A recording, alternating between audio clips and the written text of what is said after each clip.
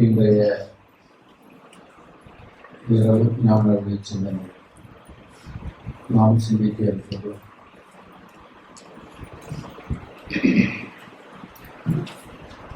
உயிர் தேடல்.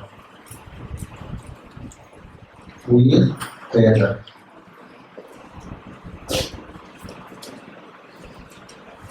ஆன்ம தேடல் ஏற்கனவே சொல்லியிருப்பேன் இல்லையா? ஆன்மாவை பற்றிய தேடுதல் ஒவ்வொருவருக்கும் தேவை. நம்முடைய ஆன்ம நிலையை நாம் அறிகின்ற பொழுதுதான் இறை நிலையை உணர முடியும். ஆனால் உலகத்தில் நாம உணர்ந்து கொள்வது புறமாக இருக்கின்ற புறநிலை. புறமாக இருப்பது என்றால் நம்முடைய உடல் ஒன்றுதான் வெளியில் இருக்கிறது. மனமோ அறிவோ ஆன்மாவோ உயிரோ வெளியில் இல்லை, கண்ணுக்கு தெரிவதும் இல்லை இல்லையா? இப்ப இந்த உடலை வைத்துதான் நாம் உறவுகளை பேசிக் கொண்டிருக்கின்றோம். இந்த உறவுகள் கற்பிக்கப்பட்டவை.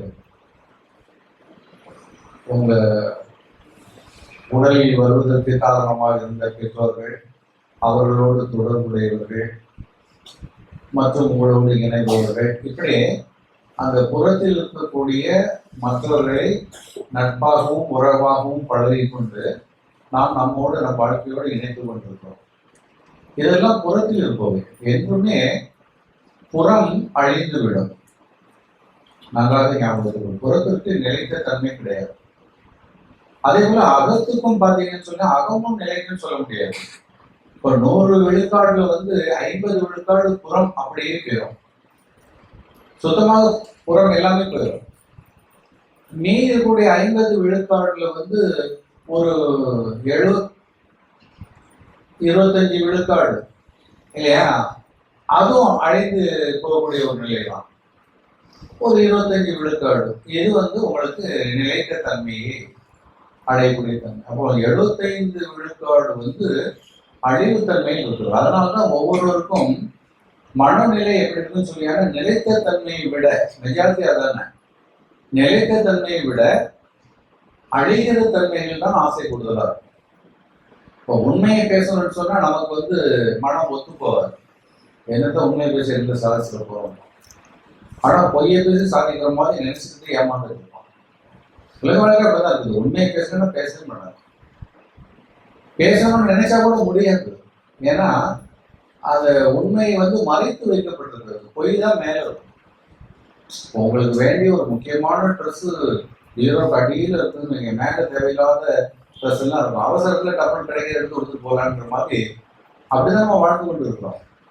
அதனால வாய்க்கு வந்த மாதிரி ஒரு ஆளை பார்த்தோன்னா அவருக்கு தக்கவாறு பேசுறது, அந்த சூழலுக்கு பேசுவது, இப்படியே பழகினதுனால உண்மையை தான் பேசக்கூடிய சிந்தனையை பறிகொடுத்து விட்டோம்.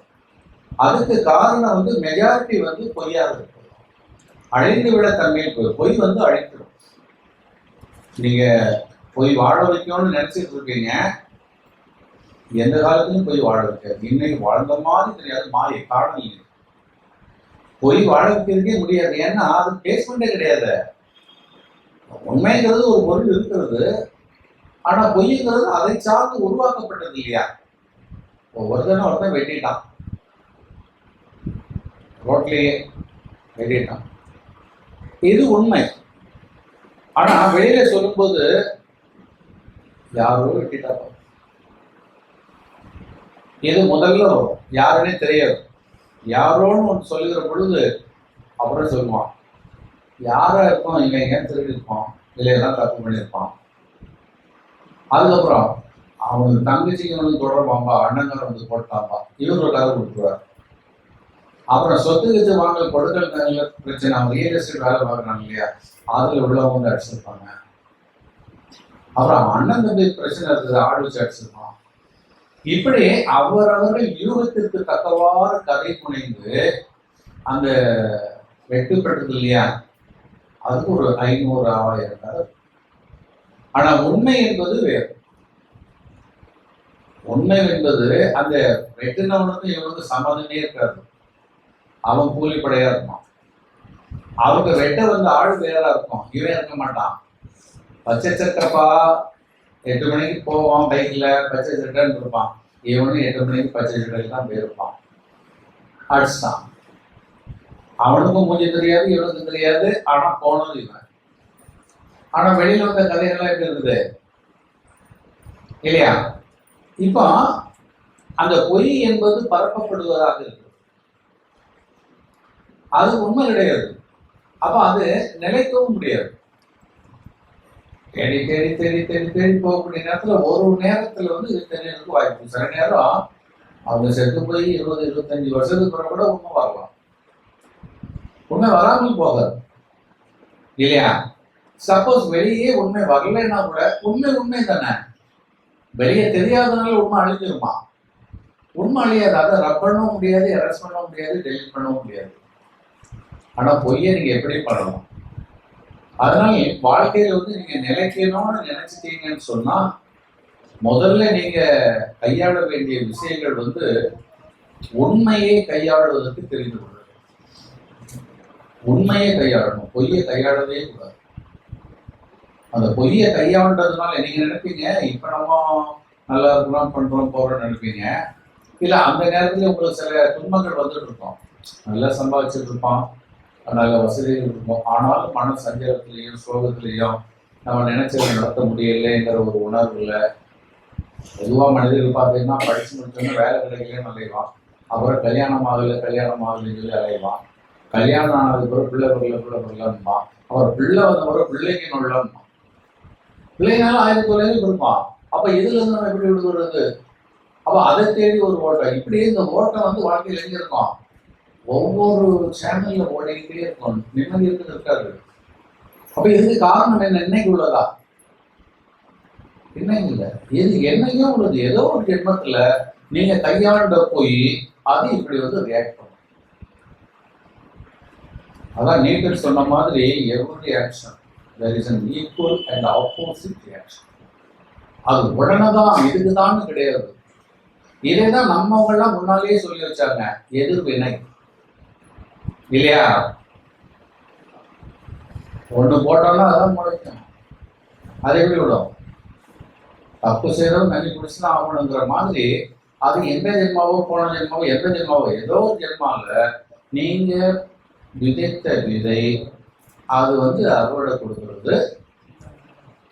இது கொஞ்சம் ஜென்மாவே இருந்திருக்கலாம். இன்னும் இப்போ அனுபவிக்கிறது கொஞ்சமா இருக்கும், இனிமேல் அனுபவிக்கிறது நிறைய இருக்கும். அந்த கணக்கை தெரிஞ்சவங்க தான் ஞானம் சித்தர். ஞானி அதை தேடுறவனா இருப்பான், சித்தர் கண்டுபிடிச்சவனா இருப்பான். ரெண்டு வித்தியாசம் இருக்கும். ஞானி என்ன பண்ணுவான்? அதெல்லாம் அலசி அப்படி பார்த்துட்டு இருப்பான்.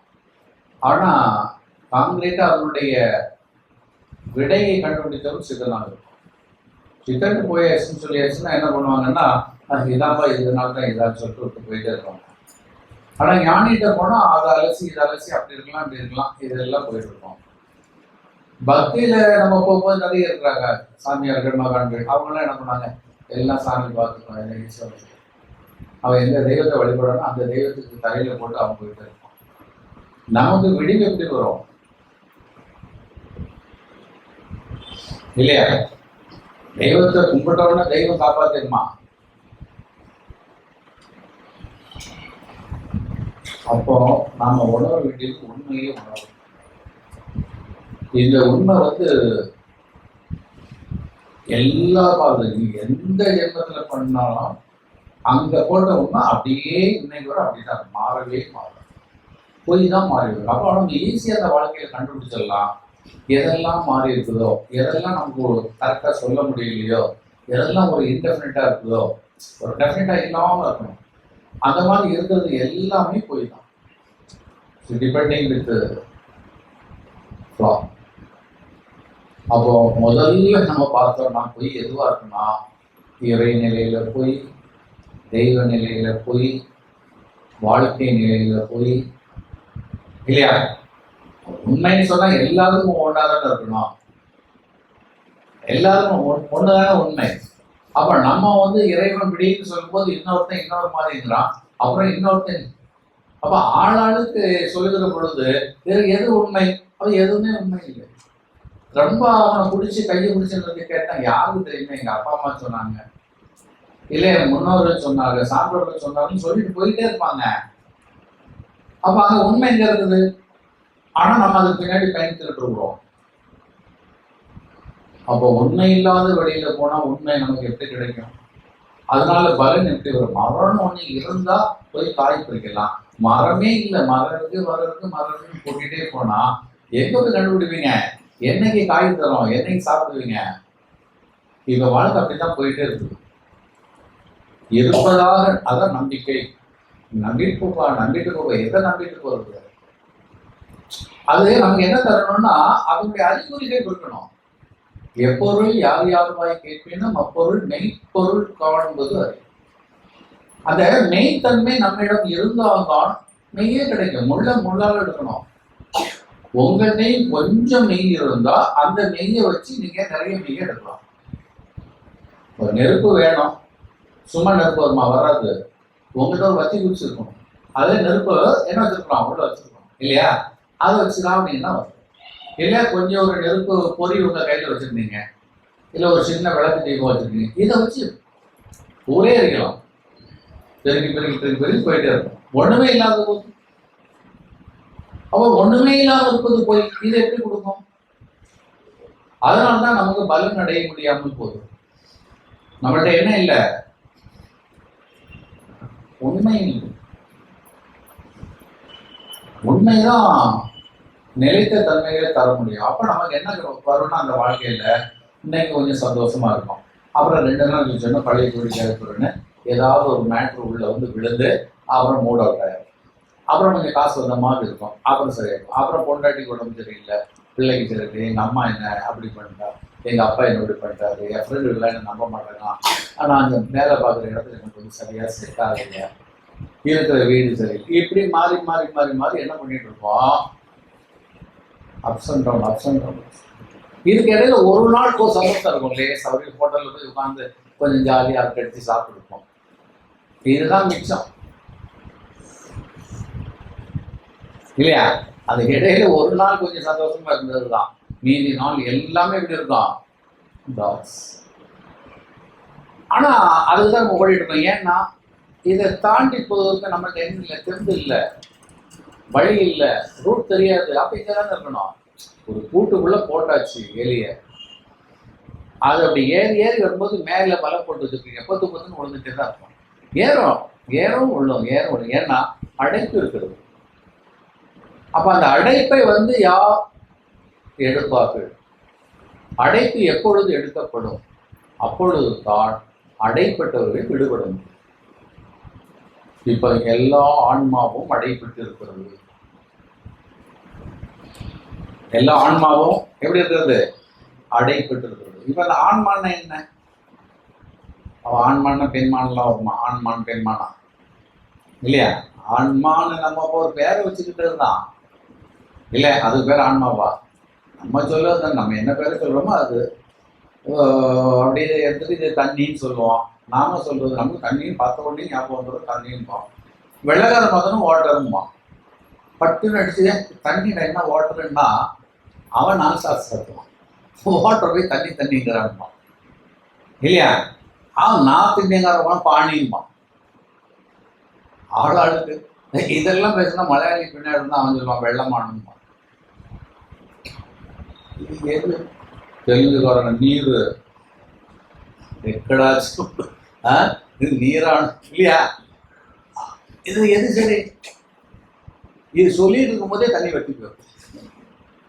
கையில வச்சிருக்க தண்ணி வெயில வத்தியும் போதெல்லாம் கையில் சிந்தி காணாம. இந்த கூத்து தான் இன்னைக்கு நமக்கு நடக்கும்.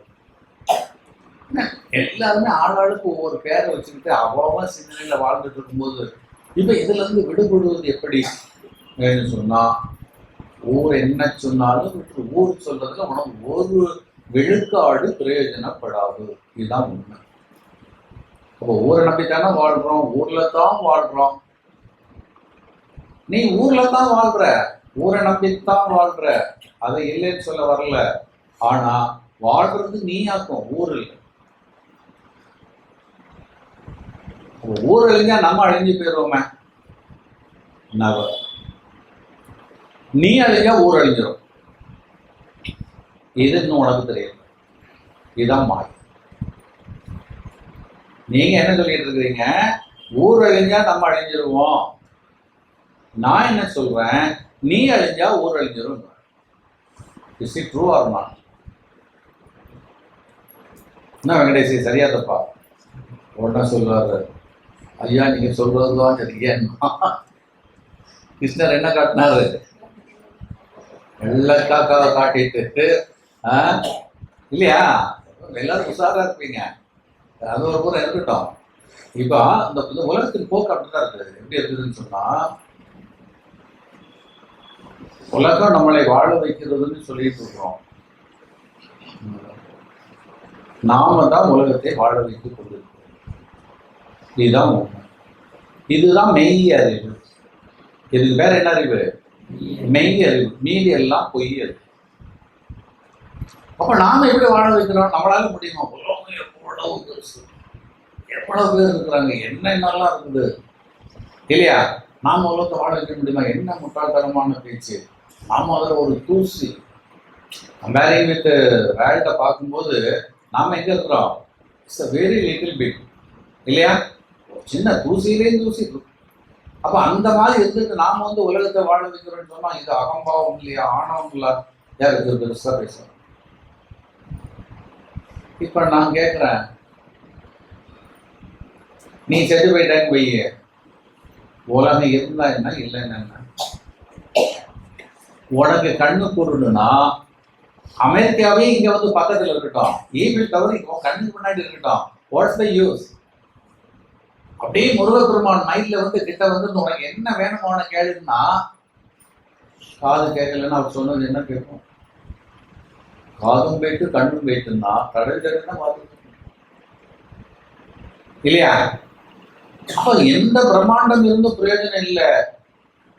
அண்ட பிரம்மாண்டம் பிண்ட பிரம்மாண்டமா இருக்கும். பிண்டம் பிரம்மாண்டமாக இருந்தால்தான் அண்ட பிரம்மாண்டத்தை நீங்கள் அனுபவிக்க முடியும். இல்ல பணமே கொட்டி வைக்கட்டுமே, அங்க இருந்து வண்டியில வந்து இறங்குது, அவ்வளவு ஜாம்புரின் அப்படியே சொட்டுது. சுகர் எவ்வளவு இருக்கு? 560 நிக்குது. கண்ணு தெரியல, அந்த லைனில இருக்கான். இவன் ஜாம்புரியை கொண்டு வச்சா எப்படி இருந்தான்? எடுத்து போயா கண்ணில் காட்டாத்தியா. ஒரு காலத்துல ஜாங்கிரிக்கா அழிஞ்சா லோன்னு சுட சுட வாங்கணும். அது இந்த சின்ன ஜாங்கிரி சேட்டு கடையில் போடுவோம் பாருங்க, பெருசுலாம் நல்லா இருக்காது, ரொம்ப சின்னதா இருக்கும். அது சூடா பால் வச்சு அப்படி எடுத்த அப்படி உள்ள போட உள்ள போயிடும். அதுக்கு அழிஞ்சிருப்பான் நாக்க நீட்டிட்டு. ஆனா இன்னைக்கு கொண்டு அடுக்கி வச்சிருக்குது. It's useless. ஏன்னு சொன்னா அனுபவிக்கும் பக்குவம் உனக்கு இல்லை, அனுபவிக்கக்கூடிய அதிகாரம் உனக்கு வழங்கப்படவில்லை. அது வாங்கியாச்சு. அப்போ உனக்கு கண் பார்வை இல்லை, காது கேட்கவில்லை, நாக்கு சுவை இல்லை, வாசனை தெரியவில்லை, தொடு உணர்ச்சி இல்லை என்றால் உலகம் எப்படி இருந்தால் எப்படி இருந்தா என்ன சொல்லுங்க? ஒருத்தன் கையில கோடி ரூபா கொடுத்துட்டான், கோ சந்தோஷமா வாழ்வியான்னா, என்ன சாமி இப்படி கேட்குறீங்க? என்ன கொடுத்துருக்கிறீங்க? கோடி ரூபா. அவன் ஒரு நாளைக்கு வேலை பார்த்துட்டு 12 ரூபாய்க்கு மேல வாங்கினதே இல்லை லைஃப்ல. அப்போ அவன் கையில என்ன கொடுக்குறாங்க? கோடி ரூபா. வாழ்ந்துருவியா? விட்டு பாருங்க சாமி. கொடி கட்டுறேன்னா கண்டிப்பா, கட்டலைன்னா அது நீ தான் கோடி தரது உண்மை தானே, அதை முதல் சொல்லுங்க. அவன் டவுட் வந்துட்டு இவனை கேட்ட உடனே என்னோட கதை பேசுறாங்களா உண்மை, நீ கோடி தரது உண்மை தானா? ஓடி தந்தா ஓடி போயிடுவேன். ஓடு ஓடு. ஆனா நீ என்ன பண்ணணும்? வாழ்ந்து காட்டணும். நீ வாழ்ந்து காட்டணும். கோடி தந்தா சிரிச்சா என்ன லூசா? என் கையில கொண்டு கோடி தரேங்கிறீங்களே, என் கையில கோடியை தந்துக்கிட்டு என்ன வந்து சந்தோஷமா வாழு வாழு வாழுங்கிறீங்களே, நீங்கெல்லாம் ஒரு ஆளான்னா? நாங்கெல்லாம் ஆளுதம்பா, ஆனா சொன்னதை செய்து காட்டலைன்னா உடனே சுற்றுவோம். நான் வாழாம இருந்தாலே நீ சுடுவ பார்க்கலாம். இப்போ கண்டிஷன் அப்ளை அட்வான்ஸ் தான் வரும். கம்பெனிகள்லாம் அப்படிதான் இருக்கும். சொல்றதெல்லாம் சொல்லிட்டு கீழே அண்டர்லைன்ல போட்டு கண்டிஷன்ஸ் அப்ளை இல்லையா? என்ன கண்டிஷன்? நாங்க கொண்டு விடுற இடத்துல இது முதல் சொல்லல வாப்புன்னாச்சு. இப்ப எங்க நாங்க எங்க கொண்டு விடுறோமோ அங்க இவ்வளவு சந்திர மண்டலத்துக்கு என்ன விட்டா கூட நான் வாழ் வையாடுமா. ஏன்னா கையில என்ன இருக்குது? 1 கோடி. ஒரு காலத்துல சோடா வாங்கிட்டு 5 பைசா கொடுக்கலன்றதுக்கு கையில இருந்த அந்த ஒற்றை அடி குச்சி தூக்கி அந்த கடைக்காரன் அடிச்சிருக்கான். இப்ப யோசிக்கிறான், 5 பைசாக்கு அடிச்சான். 1 கோடி. என்னெல்லாம் நடக்கும்? நாம வாழ முடியாதா? எங்கனாலும் கூட்டு போ, சந்திரமண்டலமா செவ்வாய் கிரகமா கூட்டு போ, நான் வாழ்றேன். அவனுக்கு இப்போ எது பெருசா தெரியுதுன்னா மணி. அவன் மைண்ட் ஃபுல்லா மணியா இருக்கும் இல்லையா? மணி வேல்யூ அவனுக்கு தெரியுது, ஆனா அவன் வேல்யூ அவனுக்கு தெரியுது. அதான் மணி வேல்யூ தெரிஞ்சு பிரயோஜனம் இல்லை, உங்க வேல்யூ உங்களுக்கு தெரியணும் இல்ல? என்ன ஆயிட்டு கூட்டு போப்பா, முதல் கண்ணில் காசை காட்டு அப்புறம் பேசணும்னா அவனு சூட்கேஸ இப்பன்னா ஒரு சூட்கேஸ்ல 10 கோடி தேரும். இப்போ அன்னைக்கு சூட்கேஸ்ல என்னாச்சு? எல்லாம் சில்லற கேஸ் எடுக்கலாம். 1 ரூபா 5 ரூபா 10 ரூபான்னு சொல்லி அடுத்து இருக்கு. அது அடிக்க ஒரு 5-6 சூட்கேஸ் எல்லாம் வச்சு எல்லாம்.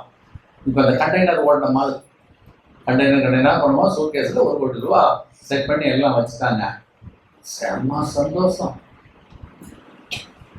எங்க அப்பா சொல்லிட்டே இருந்தாரு, உனக்கு சுக்கர் டெஸ்ட் அடிக்கிறது, அது இப்பதான் அடிக்கிறது போல இருக்குது சொல்லிட்டு, ஐயா எனக்கு ஒரு சின்ன கடமை இருக்கு. என்னன்னு எல்லாம் சரி, எங்க தெருக்கார பயிரெல்லாம் போட்டு எல்லா பயிர்களும் நோட்டை நான் காட்டி நான் வாழ்ந்து காட்டணும். முதல் நீ போய் நீ போன இடத்துல இருந்து வாழ்ந்துட்டு காட்டேன். இப்ப என்ன கெட்டு போகுது? நாங்க ஆமா அதுவும் சரிதான். முதல்ல என்ன பண்ணோம்? அவன் சாதாரண ஒரு வேட்டி விட்டு தோல்ல ஒரு துண்டை போட்டுருக்கான். முதல்ல ட்ரெஸ்ஸை மாற்றணும், நல்லா கோட் ஷூட்லாம் போடணும். ஒன்று கேட்குறான், நல்ல டெய்லர் தெரியுமா? ரெடிமேடே வாங்கலாம், எதுக்கு டெய்லர்? நம்ம எதை சுத்திக்கிட்டு இருக்கோமோ அந்த சின்னத்தை அவர் அதை தாண்டி வராது. நல்லா ஞாபகம் வச்சுங்க. Your knowledge is the known things. எதை தெரிந்து வைத்திருக்கிறீர்களோ அதுதான் உங்கள்கிட்ட ரிஃப்ளெக்ஷன் ஆகிட்டு இருக்கும். தெரியாத விஷயம் வரவே வராது இல்லையா? அப்போ இவனுக்கு என்னெல்லாம் தெரியுமா? அல்பச்சல்ற கேஸ் அதை தான் பார்ப்பான். பெருசா திங்க் பண்ணவே தெரியாது. சாதாரண மிடில் கிளாஸ் கையேந்தி பவன்ல போய் நிக்கிறவங்க போய் உனக்கு நல்ல சாப்பாடு பிரியாணி கொடுக்கலாம் என்ன கேட்பான்? பிரியாணி. ஏன்னா அவனுக்கு பிரியாணி தான் சூப்பர். கொஞ்சம் அதை விட்டு தாண்டி ஒரு அப் மிடில் இருப்பான். அவன் டெய்லி பிரியாணி தான் திங்க. அவன் என்ன பண்ணுவான்? பஃபே கூட்டு போவியாமா. அவனுக்கும் மேல உள்ளவன்ட்ட ஸ்டாப் போட்டு இன்னும் ரொம்ப மேல போனான். எங்கேயாவது பாட்டி மாதிரி இருக்காங்களா? எதுக்கு அதைய கூழ் கிடைக்குமா? வாங்கி கொடுக்க. யாரு? அப்பான்னு கேட்பாரு. இது இந்த தெருவில் நிக்கிறதுலாம் எப்படி கேட்கான்? இது பிரியாணியா? அது இது மேல போக கீழே இறங்கிடுவாங்க. கிராஃப் அவ்வளவுதான். நீங்க ஒரே ரைஸ் போகவே முடியாது. நபோ அது எந்த ஃபீல்டா இருந்தாலும் சொல்லலாம். அப்படியே ரைசிங் போய் ஒரு ஸ்டேஜ்ல அப்படியே ஃபாலிங் ஆயிரும். இதான் லைஃப். நீ குழந்தை அப்படியே வளர்ந்து வரும். அந்த யூத்தினுடைய ஸ்டேஜ் அப்படி முடிஞ்சோன்னா ஸ்டேபிள் ஆயிட்டு பழையபடியே ஃபாலிங். அப்படியே என்ன ஆயிடுச்சு? எல்லாம் தெரிஞ்சதுக்கு நீங்க என்னைக்கு நினைச்சாலும் அன்னைக்கு கூண்ல அந்த L4 லேசா பெண்ட் ஆகும். L4 என்ன ஆகும்? நட்டு அப்படி கலரும். முதுகு லேசா கொஞ்சம் அப்படி வளையும். அப்புறம் மோட்டு அந்த ஜெர்க் இருக்கு பாருங்க, அது கொஞ்சம் அப்படி லைட்டா செய்யும். அப்புறம் கழுத்து அது இப்படி படம் எடுக்கும். இப்படி இருந்தது இப்படி எடுக்கும். இவனே தெரியாது, பெர்சன்டேஜ் வைஸ் வந்துகிட்டே இருக்கும். சாதாரணமா போயிட்டு இருப்பான். இதை நினைக்கணும், நல்லா ஞாபகம் வச்சுங்க. உங்க வயசாகிறதுக்கு நீங்க முதுமை ஆகுறதுக்கெல்லாம் முதல் காரணமே எனக்கு எல்லாம் தெரியும், நான் யார் தெரியுமான்னு நினைச்சிட்டீங்க பாருங்க, அதுதான் உங்க ஹையஸ்ட் கிராஃப். நேச்சர் பார்த்துட்டு உனதான் எல்லாம் தெரியுமே, இனிமே நீ எந்த மாதிரி வாழ போற? மோன அடு ஆன்னு சொல்லி என்ன பண்ணிடுறான், அப்படியே வளைக்க ஆரம்பிச்சிடும். வளைஞ்சு வளைஞ்சு வளைஞ்சு வளைஞ்சு வளைஞ்சு. அது மனுஷனா இருந்தாலும் எதுவா இருந்தாலும் எல்லாமே என்ன ஆயிருது, ஒரு ரேஞ்சு கேட்டு அதுக்கு மாதிரி போக முடியாது.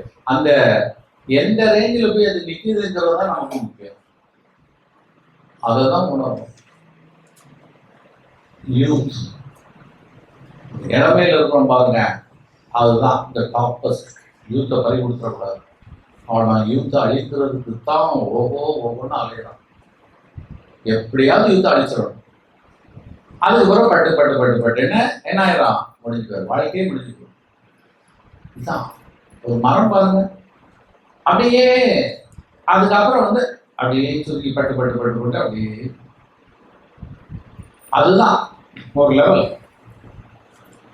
இல்லையா? இப்ப வாழ்க்கையில் நம்ம எல்லாருமே நம்ம பழகினதுக்குள்ள ஒரு ரேஞ்ச் வச்சிருக்கோம், தெரிஞ்சது வரைக்கும். உங்கள்கிட்ட வந்து பெரிய பணக்காரன் சொன்னா நீங்க டப்புன்னு பில் கேட்டுருந்தீங்க, லட்சுமி மிட்டல்ன்றீங்க. இல்லையா பழைய ஆளுகள் கேட்டா காட்டாது இல்லாம உங்களுக்கு தெரிஞ்சது தானே. அவன பணக்காரன் நினைச்சிட்டு இருக்கிறோம், அவனோட பணக்காரன் இல்லையா? கொஞ்சம் ரொம்ப பக்தியில் உள்ளவன் குபேரம் குபேரன் சொல்லுவோம். இன்னும் கொஞ்சம் கூட நம்ம திருப்பதி வெங்கடாச்சலம் முடியும், ஏழு உண்டா என்னாச்சு, ஏழு உள்ளோட அங்க போயிடும். எதுவுமே இல்லையா, தெரியாது. எதுவுமே தெரியாது.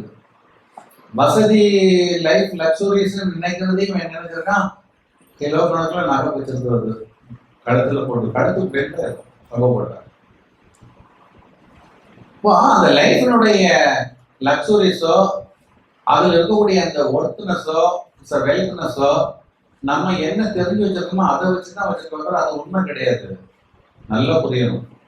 இப்ப இங்கேயும் இந்த ஆள்கிட்ட என்ன பண்ணிட்டாங்க, 1 கோடி ரூபாய் சூட்கேஸ் சொன்னேன் இல்லையா, எல்லாம் பேக் பண்ணி கையில கொடுத்து இவன் எல்லாத்துக்கும் ரெடிட்டாங்க. ஏன்னா கண்ணுல நோட்டை பார்க்கறதே பெரிய விஷயம் இல்லை. நோட்டை பார்த்து செத்தாலும் பரவாயில்ல, அப்படிதான் வாழ்றாங்க இன்னைக்கு. என் கண்ணுல பார்த்தோடப்பா, அதுவே லட்சுமி கண்ணில், லட்சுமி கண்ணில் கட்டணுமா? எத்தனை லட்சுமி இருக்காங்க கண்ணில் காட்டினா புரித நடத்த முடியுமா? தாமி லட்சுமி, இந்த பக்கம் சந்தான லட்சுமி, இப்படி லட்சுமி லட்சுமியா போகுது. வித்யா லட்சுமி, லட்சுமி கூட நமக்கு என்ன? ஆனா நம்ம என்ன நினைச்சிருக்கோம், லட்சுமி என் கூடயே வந்து தங்கிடணும், இன்னொட்டு லட்சுமி போயிடவே கூடாது. இப்படி தான் வாழ்க்கையை நம்ம வடிவமைத்திருக்கிறோம். அதான் சொல்றோம். இப்ப இவனை என்ன பண்ணிட்டாங்க, சூட்கேஸ் எல்லாம் கொடுத்து போட்ல ஏத்திட்டாங்க. சந்தோஷம் என்னன்னா, இங்க இருந்து ஒரு 200-250 கிலோமீட்டர் தாண்டி அப்படி போயிடுச்சுன்னா ஒரு சின்ன தீவு, ஒரு குட்டி தீவு. அந்த குட்டி தீவுல நீ வாழணும். எப்பா நீங்க எல்லாம் வானத்திலிருந்து இந்த கடவுள் மாதிரி எனக்கு ஒவ்வொரு நாளையும் தொட்டு தொட்டு கூப்பிட்டான். என்னாச்சு, நம்ம ஊர்ல கொண்டு விட்டேன்னா அத்தனை பேர் ராத்திரி தலையில கல்ல கொடுத்து தூக்கிட்டு போயிடுவான் பணத்தை. இது எப்படி பாதுகாக்குறதுன்னு நான் நினைச்சிட்டு இருந்தேன். ஆனா நீங்களே பிளான் பண்ணி பெரிய ஆளுங்கப்பா என்ன சொல்லிட்டான், இத்தனை வேறையா நீங்க வந்து ரொம்ப பெரிய ஆளுங்க, என்ன பண்ணீங்க, நீங்களே முதல் பிளான் பண்ணி என்ன நல்லா இருக்கணும்னு நினைச்சே முடிவு பண்ணிருக்கீங்கப்பா. அதெல்லாம் உங்க காலையெல்லாம் பார்த்தோம்னா கூப்பிடுறேன்னு விழுந்தான். போட்டு மூவ் ஆச்சு. ஒரு தீவுல மட்டும் உங்களை நான் விட்டுறதான். உடனே சொன்னா அந்த தீவை நான் விலைக்கு வாங்கி அந்த தீவிலேயே நான் உட்காந்து என்ன பண்ண போறேன், நான் தான் ராஜா. நான் தான் ராஜா, நான் நினைச்சதெல்லாம் சட்டம்லாம் நான் தான் போடுவேன், எல்லாம் கொண்டு போய் ஒரு சூட்கேஸ அப்படி கொண்டு இறக்கி ஒன்னொன்னாவும் வச்சாங்க. எல்லா சூட்கேஸையும் வச்சாச்சு. இவனே என்ன பண்ணாங்க, இதுல வந்து ஜம்ப் பண்ணி உள்ள போயிரு, சொல்லதுக்குள்ள ஜம்ப் பண்ணான். இருந்து போட்ல இருந்து அப்படி ஒரு ஜம்ப் பண்ணி எதுல போயிட்டான், அந்த தீவு காட்டு உணப்பகுதி அப்படி உள்ள சாப்பிட்டான். நீங்க போயிட்டு வாங்க சாமி, ஏன் நிக்கிறீங்க, பயம், சூட்கேஸ் தூக்கி போயிடணும். ரொம்ப நன்றி, உங்களை லைஃப்ல நான் மறக்கவே மாட்டேன், எனக்கு பெரிய வாழ்க்கை தந்துருக்கிறீங்க, நீங்க எல்லாம் கிளம்புங்க, நீங்க எல்லாம் கிளம்புங்க சாமி. நான் கிளம்பதான் போறோம்பா, கடைசியா ஒரு தடவை பார்த்துட்டு போறோம். நல்லா பார்த்துங்க, அடுத்த தடவை என்ன பார்க்கும்போது நம்ம ரேஞ்சே வேறன்னா சரின்னு போயிட்டாங்க, போயாச்சு. சூட் கேஸையே தூக்க முடியல,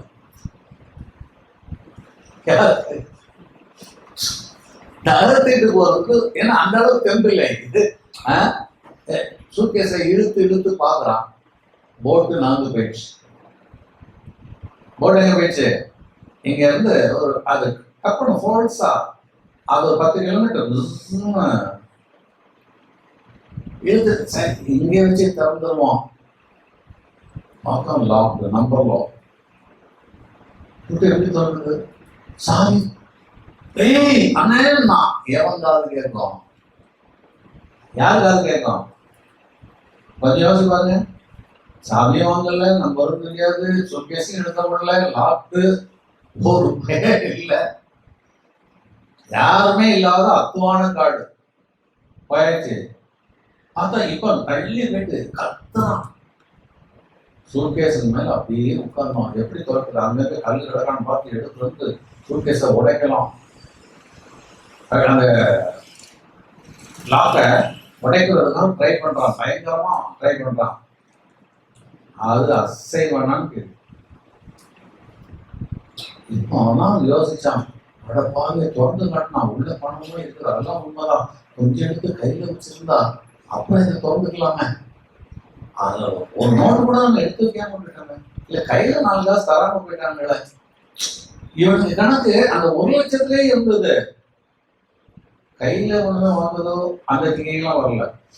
நிறைய பேர் அப்படி ஏமாறுவாங்க வாழ்க்கையில பாத்தீங்கன்னா, பெருசா அமௌண்ட் கொடுக்குறாங்க, இப்ப உள்ள சில்லறைக்கு வாங்குறது விட்டுருவாங்க. லைஃப்ல நிறைய இடங்கள் நம்ம அந்த இடங்கள்லாம் பார்ப்போம், பெருசா இருக்கும். இப்போ வில்லேஜ்லாம் பாத்தீங்கன்னா நல்ல மிராசுதாரா இருப்பான், 2000 ஏக்கர் இருக்கும், சுத்தி காட்டுவான், இதெல்லாம் நமக்கு தான் சாமின்பான், ஒட்டக்காடா இருக்கும்.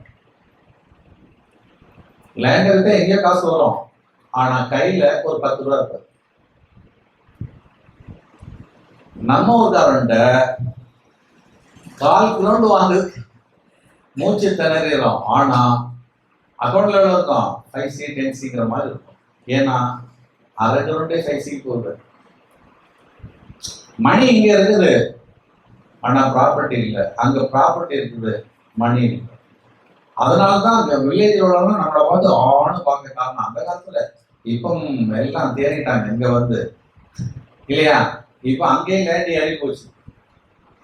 அதனால நல்ல ஞாபகம் வச்சுங்க. இப்ப இவன் அவசரத்துல என்ன பண்ணிட்டா, பணம் கிடைச்சா போதுங்கிற ஒரு நோக்கம் மட்டும்தான் இருந்ததை தவிர அந்த பணத்தை எப்படி கையாளுவது, எங்கே கையாளுவது, இல்லையா, அந்த சிந்தனைகள் எல்லாம் வெட்டிட்டான். பணம் வந்துட்டு சூட்கேஸ் வந்தாச்சு, அவ்வளவுதான்.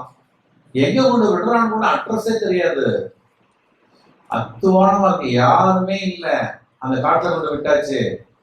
சூட்கேஸை எடுக்கிறதுக்கு திறனே இல்லை, இருக்கிற கூட்ட திறக்கிறதுக்கும் வழி தெரியல, போயிட்டான், உட்கார்ந்தே இருக்கிறான். யாராவது இருந்தா வாங்கப்பா, யாராவது இருந்தா வாங்கப்பா, உதவிக்கு யாராவது ஆள் இருக்கீங்களா, கத்துறான். சூட்கேஸ் இருக்குது, இப்ப பயம், வேற யாராவது தூக்கி போயிட்டான்ட்டு. அதனால சூட்கேஸ் விட்டு எரிஞ்சு போறதுக்கும் இப்படிதான் நம்ம வாழ்க்கையில வளர்ந்துருக்கிறோம். எப்படி வளர்ந்துருக்கிறோம், யாரும் தூக்கிட்டு பெறக்கூடாதுன்னு உள்ள போய் தேடுறது கூட அவன் போக முடியல, இதையே குடிச்சிட்டு இருக்கான். சரி இது இழுத்துட்டு போன இழுக்கும், நகர்த்த முடியல, அவ்வளவு. கொஞ்ச நேரம் இருந்து பார்த்தா அப்புறம் கொஞ்சம் மூவ் பண்ணான், ஒரே முள்ளு காடு, நடக்க முடியல. அப்படியே எட்டி பார்த்தா மரங்கள் இருக்குது, மலை பாம்பா தோங்கு, மலை பாம்பு தோங்கு. இன்னும் பார்த்தோம், அழகா ஒரு சிறுத்தை அப்படி மேல அப்படி படுத்து இருந்து அப்படி பார்த்துட்டே இருக்கு. யாராவது இருக்கீங்களா பாடணுமா, ஒரு சத்தம் இல்லை, இதெல்லாம் சைலண்டா பார்த்துட்டு இருக்கு. இப்போ ஒரு கரடி வருது உள்ள இருந்து. 1 கோடி வச்சு என்ன பண்ண? 1 கோடி பயன்படுமா? ஒரு ஆள் இல்ல, நாடே உனக்கு கிடைச்சாலும் குடிகள் இல்லைன்னா நீ எதை ஆள போற? மக்கள் வேணும். நீ தலைவனாகணும்னு நினைக்காத, முதலாவது மனிதர்கள் வேணும்னு தேடு, மனிதனை தேடு, தலைமை தானா வந்துடும். பணத்தை தேடாத, வாழ்வதற்குள்ள வழிமுறைகளை தேடு. பணத்துல இல்ல வாழ்க்கை, உன் மனத்துல இருக்கு இல்லையா? 1 கோடி கொடுத்து எவனும் அவனை திருடக்கூடாதுன்னு அவன் கேட்டபடியே அவனை தனியா கொண்டு ஒரு தீவில விட்டாச்சு. இவனால் ஒரு நிமிடம் ஓட்ட முடியல. கொஞ்ச நேரத்துல பயம் வந்துச்சு. எப்படி இங்க இருந்து போறது? நீந்த தெரியாத மனுஷன். அடுத்த கட்டம் என்ன தெரியாது? நீந்த தெரியாது. ஏன்னா கரையே இல்லாத இடம். இவங்க அதை போட்டு அப்படி வந்து நின்று அப்படி சாப்பிட்டான். கரை இல்லை. இறங்கினான்னா அடிச்சுட்டு இழுத்துட்டு முடிஞ்சு போச்சு. அங்கே இல்லை, இங்கேயும் இறங்க முடியாது. இந்த பக்கம் போனா மலைப்பாம்பு, அங்க பார்த்தா புலி உட்கார்ந்துருக்கு, இங்க கரடி அங்கேயே வந்துட்டு இருக்கு. அலறலாம், பாதிரா என்ன வாழ வைக்க போறேன்னு சொல்லி சாக கொண்டு விட்டுட்டீங்களா? எனக்கு கோழி வேண்டாம், ஒண்ணு வேண்டாம், கோழி கும்பிடு போடுறேன், என்னை காப்பாத்துங்கடா. நான் யார் வருவா? No one can't come to her. Finished life. கத்திருக்கும் போது இவன் கத்தலை கேட்டு கடன்னு உள்ள இருந்து மிருகங்கள் சாடி வந்து மனித ரத்த வாழை பார்த்து, கரடி அடிச்சது, புலி சாடிச்சது, நரி வந்தது, சின்ன பின்னமா செதஞ்சு போயிட்டான். ஆனால் 1 கோடி அவனை பார்த்து சிரித்துக் கொண்டிருந்தது. 1 கோடி அவனை பார்த்து சிரித்துக் கொண்டிருந்தது. பணத்தை ரசிக்காதீர்கள். பணம் உங்களை ரசிக்க ஆரம்பித்தால் நீங்கள் வசிக்க முடியாது, இல்லையா? அப்போ வாழ்க்கையில இந்த புறத்தை நம்பி போறோம் பாருங்க. இந்த புறம் வந்து அழிஞ்சு போகக்கூடியது நிஜம் அல்ல. நீங்க அகத்தை தான் தேடணும்.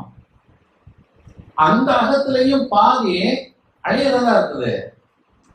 அகமாக இருக்கக்கூடிய மனமே நிரந்தரம் கிடையாது. அப்போ ஒரு ஓரமா இருக்கக்கூடிய உயிர், அது ஒன்றுதான் நிரந்தரம், இல்லையா? ஆன்மா என்னவா இருக்கிறது? ஆன்மாக்கு என்ன கிடையாது? இயக்கம் கிடையாது. ஆன்மாவுக்கு இயக்கம் கிடையாது. ஆன்மா அசையாது, ஆன்மா நகராது, ஆன்மா பார்க்காது, ஆன்மா சிரிக்காது. அதுதான் சிவலிங்கம், பிடிச்சு வச்ச லிங்கம். சிரிக்குமா? பேசுமா? நீ நமோ நமோ நமோ நமச்சிவாயா, சிவாய நமன்னாங்கிறதா நமச்சிவாயங்கள். என்ன நீ சொன்னாலும் அது பார்த்துட்டே தான். நீ தேனை கொட்டினாலும் சரி, பஞ்சாமிரத்தை கொட்டினாலும் சரி, பாலை கொட்டினாலும் சரி, குடிக்குமா? நீ வெயில வச்சா என்ன, மழையில வச்சா என்ன, அதுதான். அது உலகை பார்ப்பதும் இல்லை, ரசிப்பதும் இல்லை, அனுபவிப்பதும் இல்லை. அப்ப ஆன்மானால என்ன பிரயோஜனம் இருக்கு? ஆன்மாவால் ஒரே ஒரு பிரயோஜனம் இருக்கிறது, பாடம் கற்பதற்கு அது பயன்படுது. அதை தான் உணர்த்துறாங்க லிங்கத்தை. லிங்கத்தை உணர்த்துவதற்கு காரணம் என்னன்னா, நீ என்ன ஆட்டம் போட்டாலும் சரிதான், அடங்கிட்டு தான் இருக்கும். ஆரம்பமும் முடிவும் லிங்கம் தான். இயக்கமற்ற நிலையிலிருந்து ஒரு இயக்கம் பெற்றாய், அந்த இயக்கத்தை எல்லாம் இழந்துவிட்டு அடக்கம் பெற்றாய். லிங்கம் அப்படிதான். மூலவர் நிறைய சொல்லியிருப்பார். உற்சவர் தான் ஆடிக்கிட்டே இருந்துருவா. மூலவர் எங்க இருப்பாரு? இருள் அறையில ஒடுக்கமா இருப்பார். நாம தான் தேடி போய் பார்க்கணும், அவர் வரமாட்டார். ஆனா உற்சவர் தெரிஞ்சவா வந்து வாசல் தோறும் நம்மளை பார்த்துட்டு போயிட்டே இருப்பார். 2 வித்தியாசம் இருக்குது. இது கர்மா, அது கர்மா கிடையாது, இல்லையா? அப்ப அகத்தில் இருக்கக்கூடிய அந்த ஆன்மா எப்படி இருக்கிறது? அசைவற்று இருந்து கொண்டு இருக்கிறது. அதற்கு அழிவும் கிடையாது, பிறப்பும் கிடையாது. அதுதான் அனாதின்னு சொன்னது. சிவனை சொல்கிற பொழுது, சிவத்தை சொல்கிற பொழுது லிங்கத்தை குறிப்பிட்ட காரணம் இந்த தத்துவத்திற்காகத்தான்.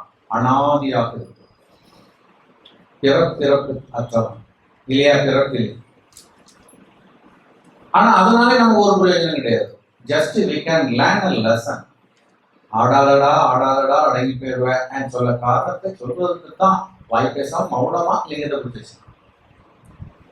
நீ ஊர்ல நான் பெரியாடு, நான் யாரு, நான் எனக்கு சாட்சிடுவேன் எல்லாம் அப்படி வந்து லிங்கத்துக்கிட்ட நிறுத்திடுவோம்ப்பா. நீ என்ன கூத்து போட்டாலும் அதை சரி. சாட்டையால அடிச்சான், செருப்பால அடிச்சான் ஒரு அடியம் இல்லையா. நாயன்மார்ல ஒரு ஆள் என்ன பண்ணாரு, செருப்பால் அடித்தார், ஒருவர் சாட்டையால் அடித்தார், ஒருவர் கல் கொண்டு எறிந்தார், ஒருவர் கண்ணை பிடுங்கி விட்டார். எல்லாம் பண்ணாங்க,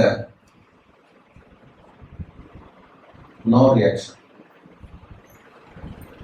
எப்படி நீங்க இருக்கணும், அதுதான் அது. ஆனா அங்க நிற்கும் போது மட்டும் கண்ணில் தண்ணி வரும், ஈஸ்வரா ஈஸ்வரா. அப்படி திரும்பிட்டு குடும்பத்துல வந்துட்டீங்கன்னா கத்து நான் யார் தெரியுமா, நான் நினைச்சதை நடத்த கொண்டு. இதெல்லாம் எங்க போய் சேரப்போகுது, என்னங்கிறது பலன் வரும், எத்தனை பிறகு சுமந்துட்டு இருக்கும். உண்மை அறிவு, அந்த உண்மை அறியாதனால தான். அதான் நான் சொன்னேன், உங்களுக்கு வாழ்க்கை எல்லாருக்குமே ஒரு லிமிட் இருக்குது, ஒரு கிராஃப். அந்த கிராஃப் என்ன பண்ணுது, அப்படியே டெவலப் ஆகி ஒரு ஹை பிச்சில் அப்படி நின்றுட்டு ஒரு ஃபாலிங் ஸ்டேஜ் வரும். சாதாரணமாக மனிதனுக்கு எடுத்தீங்கன்னா 34, 37 அதோட முடிஞ்சது. அவன் 80-90க்கு போனாலும் சொல்லலாம், இந்த கிராஃப் இறங்கி 40லும் இந்த ஸ்ட்ரென்த் இருக்காது. 33, 37க்குள்ள இருக்கக்கூடிய ஸ்ட்ரென்த்து அது கூட எந்த காலையும் கிடைக்காது. அந்த கூட்டச்சத்துல அப்படி அப்புறம் போக போக குழந்தைய போயிடுவாங்க. ஞாபகம் சக்தி மறந்துடும், சதை உடைச்சிடும், சிந்தனை பேரழிச்சிடும், எல்லாம் எல்லாமே வந்துடும். அப்ப இதுக்குள்ள நாம தப்பிச்சுக்கணும். ஏன்னா இதுதான் ஆற்றல் மிக்க உங்களுக்கு வழங்கப்பட்ட காலம் எல்லாருக்குமே. முதல்ல நம்ம அந்த காலத்தை தீர்மானிக்கணும். அதுதான் அந்த காலத்தை கேட்பாங்க, நான் எத்தனை வருஷம் வாழ்வேன். ஜோதிடர்கிட்ட முதல்ல கேட்டதும் இதுதான், விடை கிடைக்காத இடமும் இதுதான். ஜாதகத்துல நம்ம முதல்ல கேட்கறது ஆயுசு நல்ல இருக்கானா, மூலம் வாழ்வான். அங்க விடை கிடைக்காததும் இதுதான். ஆயுசை பத்தி சொல்லவே மாட்டான். தீர்க்க ஆயுசு, மத்தியமோ ஆயுசு. எந்த மத்தியமோ இல்லையா, அல்பாயுசு, பாலாரிஸ்டம் இல்ல, அல்பத்துல போயிடுவோம், சின்ன வயசு போயிடுவோம், அப்புறம் மத்தியமத்துல போயிடுவோம். அப்படின்னா சொல்லுவோம் மத்தியமா எது. தீர்க்காயுசுன்னு என்ன, 60க்கு மேல் போயிட்டாலே. பட் 60ல எங்க வர இருக்குது. அதனால இந்த புறப்பாடங்கள் எல்லாம் உங்களுக்கு பயன்படாது. புறப்பாடம் இன்னும் கன்ஃபியூஸ் பண்ணிக்கிட்டே இருக்கும். மட்டும்தான் உங்களுக்கு என்ன கொடுக்கும், ஞான அறிவை கொடுக்கும். அப்ப அந்த அகப்பாடத்தை நீங்கள் யார் மூலமாக தெரிவது, அதுதான் உண்மை. புறப்பாடம் ஆசிரியர்கள், வாத்தியார்கள், அது நிறைய இருக்கிறாங்க. குருமார்கள் கூட நீங்க சொல்லலாம், நிறைய சாமியார்கள், குருமார்கள், ஞானிகள் எல்லாம் வெளியில இருக்கக்கூடியவங்க. வெளியில இருக்கக்கூடியவங்க வெளிப்புறத்தை சொல்லக்கூடியவங்க. அவங்க இதுக்குள்ள இறங்க மாட்டாங்க, முடியாது. அப்ப இதுக்குள்ள யாரு ஸ்கேன் பண்றாங்களோ, உங்களுடைய பிறப்பின் சூட்சமத்தை, உண்மையை யார் உங்களுக்கு உணர்த்துகிறார்களோ அவர்கள் தான் உண்மை. பல முறை சொல்லியிருக்காங்க. அப்ப அந்த உண்மை குரு மூலமாகத்தான் நீங்கள் உங்களுடைய அந்த வளர்ச்சி நிலைகளை தெரிந்து கொள்ள முடியும். அவன் இதை தெரியணும்னா நாம எதை தெரியணும்னு சொன்னா உயிர். அத தலைப்பு என்ன சொன்ன, உயிரை தேடணும் இல்லையா. ஏன் உயிரை தேடணுங்கிறது நீங்க மனதை தேடியும் பிரயோஜனம் இல்லை. மனதுல ஃபுல்லா ரபிஷா இருக்கும். அறிவு உங்களுடைய அறிவு இல்லை, அது மனம் தான் அறிவாக செயல்பட்டு கொண்டிருக்கிறது. ஆன்மா அது அக்கடான படுத்து கிடக்கக்கூடியது. உடம்பு இது கர்மாவினால் வந்தது. வேற என்ன மிச்சம் இருக்குது, மிச்சம் இருக்கிறது இல்லையா. அதுதான் உங்களை கொண்டு போக முடியும். இப்ப நம்ம வாழ்க்கையில் முதல்ல என்ன பண்ணுவோம், நிறைய இடங்கள்ல அந்த மாதிரி ஏமாந்துருக்காங்க. ஒரு ஜேர்னி போகும்போது முதல்ல ஜேர்னி பண்ணோம், ஊருக்கு போகிறோம், 4 நாள் ஸ்டே பண்ணுறோம், ஹோட்டல் புக் பண்ணிட்டேன், சூட்கேஸ்லாம் ரெடி பண்ணிட்டியா, துணிமணிலாம் ரெடி பண்ணிட்டியா, என்னென்ன கொண்டு போகிறோம் எல்லாம் ரெடி பண்ணி, ஃபண்டு ரெடி பண்ணி எல்லாம் ரெடி பண்ணிடுவோம். போகக்கூடிய காடி ரெடி பண்ணணும். முதல்ல பண்ண வேண்டியது எதை? காடியை. காடினா இது கண்டிப்பா இல்லையா? இந்த காரு நம்ம போகக்கூடிய ஜேர்னிக்கு தாக்கு முடியுமா? 4 டயர் சரியா இருக்குதா? முதல்ல டயரை பார்க்கணும், அப்புறம் பிரேக்கை பார்க்கணும், அப்புறம் இன்ஜின் ஆயில பார்க்கணும். எடுத்துட்டு வந்தா வழியில பெட்ரோல் பங்க தேட வேண்டியது வந்துடும், இன்ஜின் ஆயில் இல்லையா? இதெல்லாம் இப்ப நம்ம என்ன பண்ணுவோம்னா வண்டியை நல்லா பழுத்தி தொடச்சி படப்படப்படான்னு பார்த்தோம்னா சூப்பரா இருக்கும். உள்ள போவான், உள்ள மூட்டை பூச்சியும் கொசும் உள்ள தொடச்சிக்க மாட்டான். சரி, அப்படிதான் உள்ள தொடச்சிருந்தாலும் அது உள்ளுக்கு புறந்தான். இன்ஜினா பார்க்கணும். நமக்கு வேண்டியது இன்ஜின் தான். எல்லாம் நல்லது சார், பிரேக் மட்டும் இல்ல சார், என்ன தெரியாதும் இல்லையா? அப்போ நம்ம ஜேர்னி போறோம்னு சொன்னா முதல்ல எதை பார்க்கணும்னா நம்ம எதில் போகிறோம் என்பது அதுதான் முக்கியம். எதில் போகிறோம், ஆனா அதுக்கு முன்னாடி போறதுக்கு நமக்கு பாடி சரியா இருக்கான்னு பார்க்கணும். எதை பார்க்கணும்? உடம்பு நிலையை பார்க்கணும். அதுக்கு தான் மற்றதெல்லாம். ஃபர்ஸ்ட் உடம்பு நிலை, அதுக்கு அடுத்தது போற வண்டியினுடைய நிலை, அதுக்கு பிறகு அந்த ரோடு நிலை. அங்க இருந்து ஆரம்பிக்கணும். ரூட்லாம் நல்லா இருக்கா, இந்த ரூட்ல போனா எப்படி இருக்கும், அங்க போனா எப்படி இருக்கா, இது கிலோமீட்டர் எவ்வளவு கொடுக்கும், அங்க என்ன வரும், என்ன செலவு வரும், இதெல்லாம் அந்த ரோடு நிலையெல்லாம் நீங்க கரெக்ட் பண்ணிட்டு அதுக்கு பிறகு எவ்வளவு லக்கேஜ் கொண்டு போகலாம், பேக்கேஜை பத்தி அதுக்கு பிறகு பார்க்கணும்.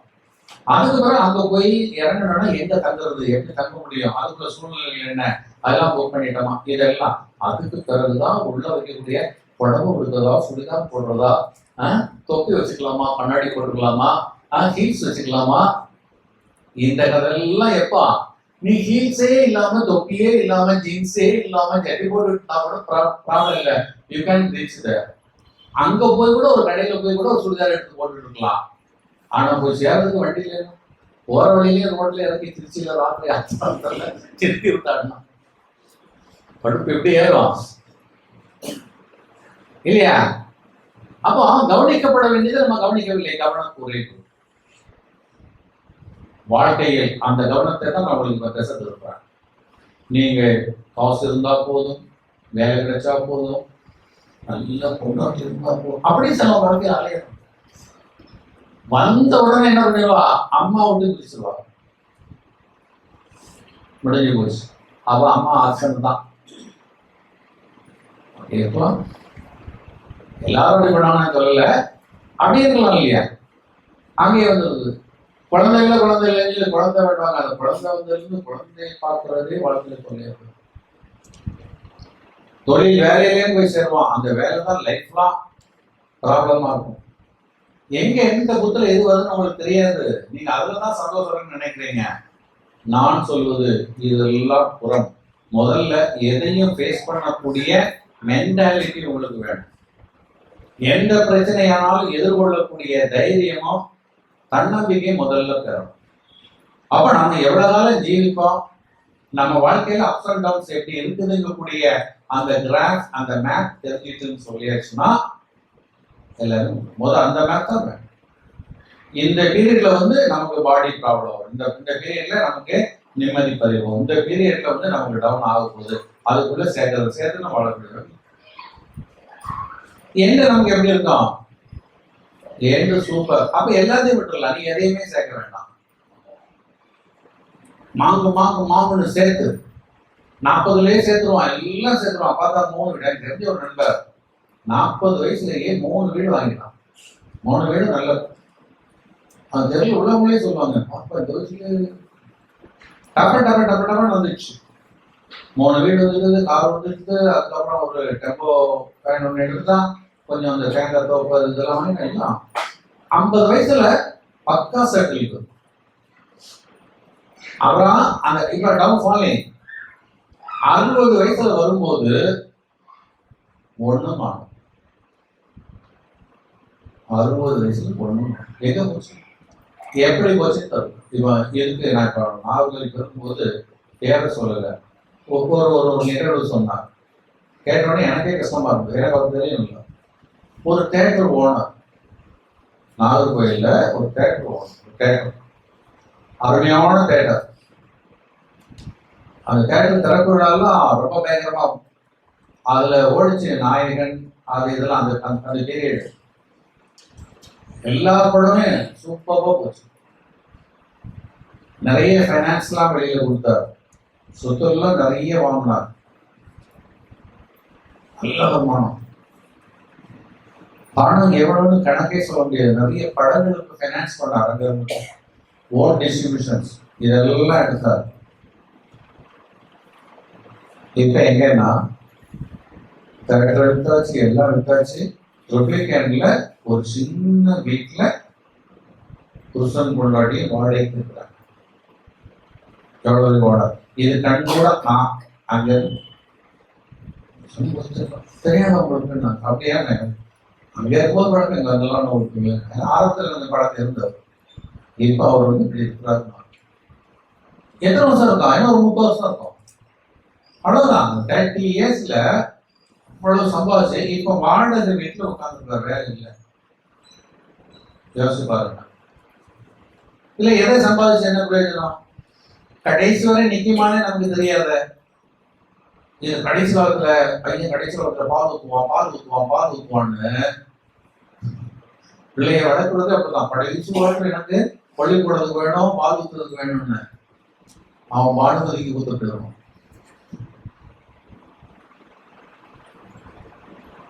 பாக்கியம் இருந்தால்தான் அனுபவிக்க முடியும் போது அதை நல்ல ஞாபகம் வச்சுங்க. எது வாடாலும் சரி, பணமோ மனைவியோ குழந்தையோ பொருள்களோ, உனக்கு பாக்கியம் இருந்தால் அனுபவிப்பார்.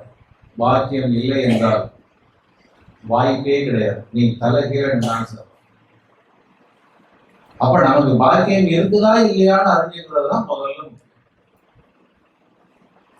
இல்லையா?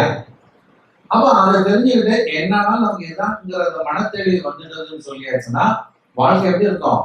அவ்வளவு சந்தோஷமா இருக்கும், பயமே அச்சு. நீங்க அதுக்கு அறிய வேண்டிய இது புறத்துல சுத்திட்டு இருக்க கூடாது. உடம்ப அழக நகை நட்டுகளை வெளியே உள்ளது இதெல்லாம் வேணும். அதுக்காக ட்ரெஸ் போடாம நகை போடாம எல்லாம் வாழணும் இல்லை. எதிலேயே உங்க வாழ்க்கையை சமர்ப்பித்து விடாது, சரணாக்கி விடாது இல்லையா? உடை வேண்டும், நகை வேண்டும், நல்ல இருப்பிடம் வேண்டும், வாழ்க்கையில் சந்தோஷம் வேண்டும். ஆனா அதுக்குதான் வாழ்க்கையை நினைக்காதீங்க. அது வல்ல வாழ்க்கை வாழ்றதுக்கு தான் அது. அப்போ வாழ்க்கை எது? வாழ்க்கை நீ உன் உயிரை தேடு. அதான் உயிரை தேடு. ஏனென்றால் இந்த உயிர் தான் உன்னை எங்கே கொண்டு போவதற்கு ஞான விலைக்கு இறையிடம் கொண்டு சேர்ப்பது உன் உயிர் தான். அப்போ உயிர் எங்க இருக்குன்னே தெரியாம நீ எல்லாம் மூட்டை முத்தமா வச்சு எல்லாம் ரெடி பண்ணாங்க, பேக்கேஜ் எல்லாம் கட்டி வாசல்ல இருக்குது, கார் வரல, நின்றுட்டே இருக்கிறீங்க. நைட் பூரா இருந்து அப்படியே தூக்கியாச்சு, காலையில் வண்டி வரலன்னு என்ன பண்ணுவீங்க? அடுத்த வண்டி புக் பண்ணலாம்னா உங்க ஒரு வண்டி தான், அடுத்த வண்டி உங்களுக்கு கிடையாது. என்ன பண்ணீங்க? Programme cancel, programme cancel. இதை யாரும் உணர்வதில்லை, இந்த பாடத்தை சொல்லிக் கொடுப்பதில்லை. ஆன்மாவை தேடி பிரயோஜனம் இல்லை. ஆன்மாவை குருதான் என்ன பண்ணணும்? இனிஷியேட் பண்ணணும்னு சொல்லியிருப்பேன். உங்க ஆன்மாவுக்கு இயக்க சக்தியை கொடுக்க வேண்டிய. ஏன்னா ஆன்மா எப்படி இருக்குது? கல்லாக இருக்குது. கல்லை கனிய வைக்க வேண்டும், கல்லை கரைய வைக்க வேண்டும். அந்த வேலையில கல்லை வந்து சிலையாக்குறது யாரு? சிற்பி தானே. அப்ப குரு என்ன பண்ணணும்? உங்க கல்ல உங்க தத்துவத்துக்கு தக்கவாறு என்ன ஆகணும்? அதை சிலைபிடிக்க வேண்டும். அவதான் இயக்கமே அங்க வரும்.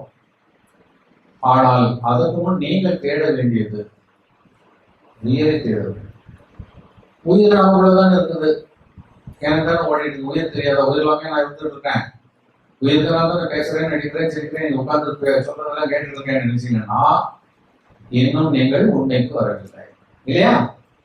எனவே நான் உயிரை பத்தி ஃபுல்லா சொல்ல போகல. இது உங்களுக்கு ஞாபகப்படுத்துவது, நீங்க தேட வேண்டியது உயிராக இருக்கிறது, உயிரை தேடுங்கள் என்று சொல்லி இந்த உபதேசத்தை நிறைவு செய்கிறேன். வாழ்வோம்.